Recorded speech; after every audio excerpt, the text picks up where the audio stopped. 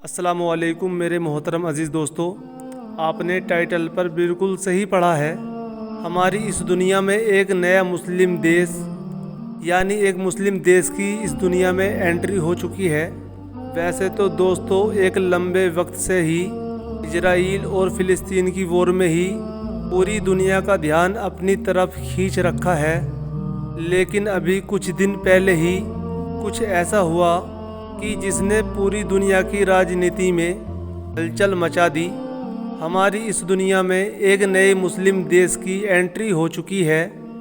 इस मुस्लिम देश के वजूद में आने से आसपास के इलाकों में जो हंगामा जो होना था वो तो है ही, मगर उससे भी ज़्यादा हलचल, उससे भी ज़्यादा डर का माहौल टर्की, अमेरिका, इजिप्ट और इस तरह के और भी कई देशों में दिखाई दे रहा है।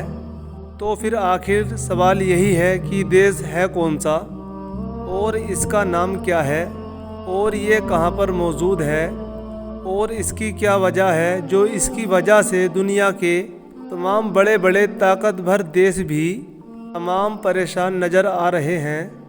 तो चलिए अब सारे सवालों के जवाब जानने की कोशिश करते हैं। प्यारे दोस्तों, वीडियो शुरू करते हैं। सबसे पहले रेड सी को देखिए। ये दरअसल वही इलाका है जो पिछले लंबे वक्त से दुनिया भर में चर्चाओं में है, क्योंकि इसी इलाके में ही कुछ ही वक्त से यमन के यहूदियों ने हलचल सी मचा रखी है। यही वजह है पिछले कुछ दिनों के अंदर, पिछले कुछ वक्त से आप लोगों ने भी इस इलाके को देख ही लिया होगा।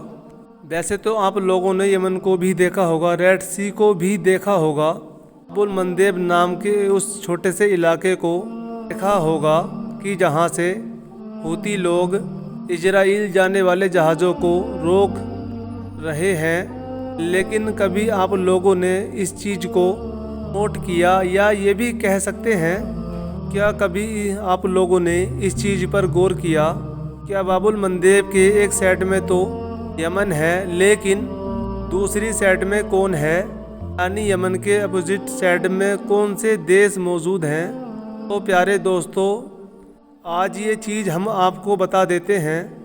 उन देशों के नाम हैं जिबूती, इरिट्रिया, सोमालिया, इथियोपिया वगैरह। और हाँ, एक और भी ऐसी ताकत है इस इलाके में जो शायद आप लोगों को मैप में नज़र नहीं आती है, या जिसका नाम हम लोगों को कभी सुनने को ही नहीं मिलता। वो नाम है सोमाली लैंड। सोमाली नहीं, सोमालिया लैंड, क्योंकि सोमालिया अपने आप में एक अलग देश है। क्योंकि यमन के पास मौजूद ये इलाका अपोजिट में मौजूद छोटा सा इलाका है जो इतिहास में एक लंबे वक्त तक अंग्रेज़ों का गुलाम रहा है। 1960 में जब इसको आज़ादी मिली, जब ये सोमालिया का हिस्सा बन गया, इसने सोमालिया से भी आज़ादी हासिल करने के लिए कोशिशें शुरू कर दी। एक लंबे संघर्ष के बाद 1990 और 91 के दौर आते आते ये आज़ादी हासिल करने में कामयाब हो गया। आज के दौर में ये सोमालिया से बिल्कुल अलग रहता है। इसकी अपनी पर्सनल गवर्नमेंट होती है और अपनी करेंसी है और बाकायदा अपना पासपोर्ट इशू करता है। अगर आपको इस जगह को विजिट करना है तो आप अपना वीज़ा भी सोमालिलैंड की तरफ से ही इशू किया जाता है, यानी ये ऑलरेडी सोमालिया से आज़ाद हो चुका है। मगर परेशानी की बात यह है 1991 और 92 के दौर से लेकर आज तक इस दुनिया के पूरे इलाके को कोई भी देश ने और किसी भी ऑर्गेनाइजेशन ने मान्यता नहीं दी है, यानी कोई भी इसे एक आज़ाद देश के नाम पर रिकॉग्नाइज करता ही नहीं है। इन सभी के मुताबिक, इंटरनेशनल कानून के मुताबिक ही दरअसल एक सोमालिया का ही हिस्सा है, का ही एक पार्ट है कि जिस पर ज़बरदस्ती कुछ लोगों ने अपनी मर्जी के मुताबिक अपनी हुकूमत कायम कर रखी है। दोस्तों, अब बात कर लेते हैं अपनी इस कहानी के मेन कैरेक्टर के बारे में, यानी दूसरे मेन कैरेक्टर के बारे में। वो मेन कैरेक्टर है इथियोपिया। दोस्तों, आप लोग सोमालीलैंड या फिर जिबूती के बिल्कुल पीछे देखेंगे तो आप लोगों को इथियोपिया नाम का ये एक बड़ा सा देश नज़र आ जाएगा। वैसे तो ये भी रेड सी से ज़्यादा दूर नहीं है, मगर दिलचस्प बात यही है इतना ज़्यादा करीब होने के बावजूद ये एक लैंडलॉक कंट्री है। लैंडलॉक कंट्री उस देश को कहा जाता है, यानी जिसका कोई भी बॉर्डर, यानी जिसकी कोई सरहद समुद्र के पानी से ना मिलती हो। यकीनी तौर पर ये किसी भी देश के लिए ये बहुत ही परेशानी की बात होती है, क्योंकि समुद्र की कितनी ज़्यादा अहमियत होती है इसका अंदाज़ा आप लोग फ़िलिस्तीन और इजराइल की इस जंग से भी लगा सकते हैं। वैसे ये बात यहाँ पर बता देना भी ज़रूरी है कि इथियोपिया नाम का ये देश हमेशा से ही ये लैंडलॉक नहीं हुआ करता था। सन 2000 तक इसका बॉर्डर भी इधर के एक बड़े इलाके से लगा करता था, लेकिन तब ही इसका एक बड़ा टुकड़ा इससे अलग हो गया। यानी ये कहिए कि इसके इलाके के बेशुमार लोगों ने अपनी अलग अलग आज़ादी का ऐलान कर दिया और वजूद में आया वो देश जिसे आज के दौर में हम लोग इरिट्रिया के नाम से जानते हैं, जो जिबूती के बिल्कुल ऊपर मौजूद है। और तब से ही ये इथियोपिया नाम का कि पूरा देश जिसकी आबादी अच्छी खासी है ही, मगर एरिया के मामले में भी अफ्रीका के सबसे बड़े देशों में गिनती होती है, ये पूरी तरीके से लैंडलॉक हो गया।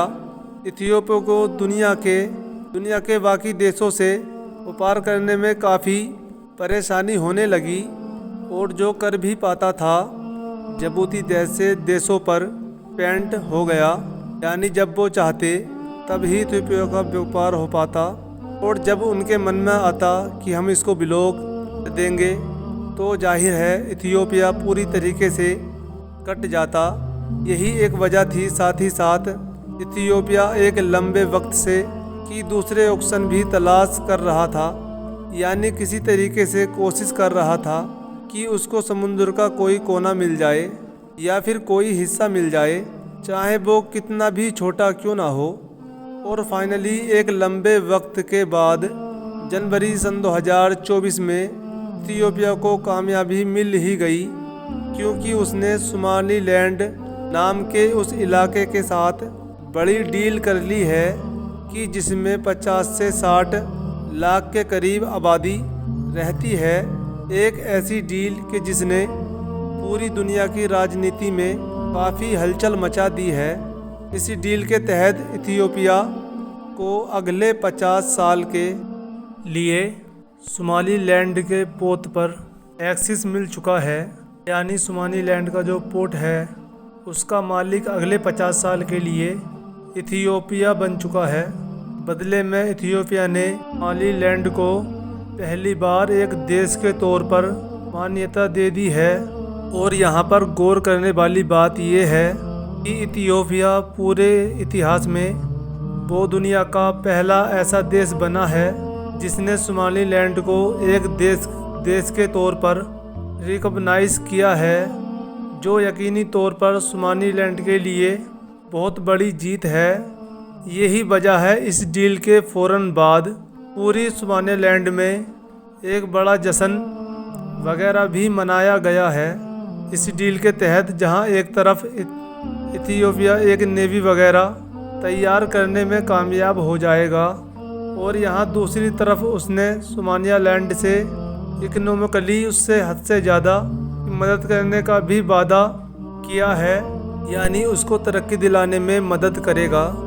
इस डील के कंप्लीट होने के बाद और इथियोपिया की तरफ से सोमालीलैंड को एक देश के तौर पर ऑर्गेनाइज करने के बाद से गर्म रिएक्शन सोमालिया का आया, और जाहिर है इसकी पहले से उम्मीद भी थी।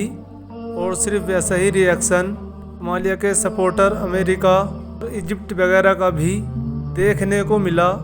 मगर जिन देशों के रिएक्शन ने जो चकाया वो था टर्की और ओआईसी, इसके अलावा अफ्रीकन यूनियन, यानी कि दुनिया के सारे मुस्लिम देशों का ग्रुप मौजूद है। इन सब ने भी खुले तौर पर सोमालिया का साथ दिया है और कहा है ये पूरा हिस्सा सोमालिया का है, इस तरह की जो डील वगैरह की गई है हम इसको कंडेम करते हैं और ये पूरी तरीके से गलत काम किया गया है। अब जाहिर है जब अमेरिका सोमालिया की सपोर्ट में है तो यूरोपियन यूनियन भी इस चीज़ को कंडेम ही किया है। और हाँ, अब सवाल ये है कि आखिर इन दोनों का भी किसी ने साथ दिया है या फिर नहीं दिया है। तो बिल्कुल दिया है। जो वो सारे देश हैं जो अफ्रीका में ही साहिल के इलाके में मौजूद हैं, जिनमें पिछले कुछ सालों के अंदर हद से ज़्यादा फ्रांस और एंट्री माहौल देखा गया है, बल्कि फ्रांस का असर ख़त्म करने के लिए एक बार एक बल्कि तख्ता पलट भी हुए हैं।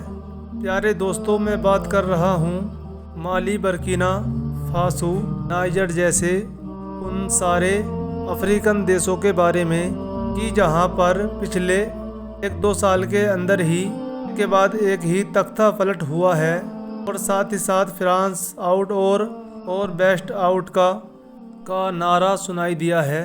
फ़िलहाल एक लंबे वक्त के बाद सोमालीलैंड को एक बड़ी कामयाबी मिली है। एक ऐसा साथी भी मिल चुका है कि अब उसको एक देश के तौर पर रिकॉग्नाइज करता है। मगर फ्यूचर में इसके साथ क्या होगा, क्या ये सच में दुनिया के बाकी देशों के जैसे ही एक देश बन सकेगा या नहीं, ये तो देखने वाली बात होगी। इसका तो आने वाला वक्त ही बताएगा। प्यारे दोस्तों, अगर आपको वीडियो अच्छी लगी हो तो आप इस वीडियो को लाइक करें और सब्सक्राइब करें और अपने दोस्तों अहबाब में शेयर करें। मिलते हैं अगली वीडियो में। अस्सलामु अलैकुम। हमारा एक और चैनल है नूर जहां। इस्लामिक से रिलेटेड वीडियो देखने के लिए हमारे इस चैनल को सब्सक्राइब करें।